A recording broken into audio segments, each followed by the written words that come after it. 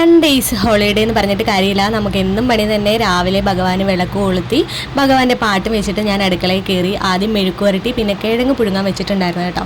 അതേ സമയത്ത് തന്നെ അരിയും കൂടി അടുപ്പത്തിട്ടിട്ടുണ്ടായിരുന്നു. അരിതേ തിളച്ചുകൊണ്ടിരിക്കുന്നുണ്ട്. അടുപ്പിലാണ് കേട്ടോ ഞാൻ ചോറുണ്ടാക്കുന്നത്. അപ്പോഴത്തേക്കും മീൻകാരൻ മീനുമായിട്ട് വന്നു. മീനും റെഡിയാക്കണം. അപ്പോൾ ഇതൊക്കെ ഒരു വഴിക്ക് എത്തിച്ചിട്ട് വേണം മീനിനകത്തേക്ക് കൈ വെക്കാൻ. അങ്ങനെ ഞാൻ മെഴുക്ക് വരട്ടിയൊക്കെ റെഡിയാക്കി വെച്ചു. അതിനുശേഷം എന്താ മീൻ വെട്ടാൻ വേണ്ടി പോവാണ്. ഇന്ന് രാവിലത്തേക്ക് മൈദാദോശയും അതുപോലെ തന്നെ ബാജിക്കറി ഉണ്ടാക്കാൻ വേണ്ടിയിട്ടായിരുന്നു. ബാജിക്കറിക്കുള്ള കിഴങ്ങാണ് നമ്മുടെ അതേ കുക്കറിനകത്ത് വെന്തുകൊണ്ടിരിക്കുന്നത്.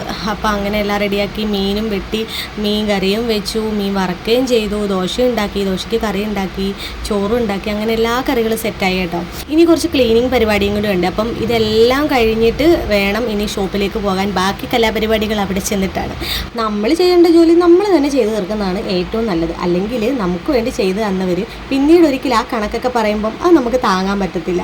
മുമ്പ് ഞാൻ ഇങ്ങനെയൊന്നും അല്ലായിരുന്നു കേട്ടോ. പക്ഷേ നമ്മുടെ ജീവിതം നമ്മളെ ഓരോ കാര്യങ്ങൾ എപ്പോഴും പഠിപ്പിച്ചുകൊണ്ടേ ഇരിക്കുകയാണല്ലോ.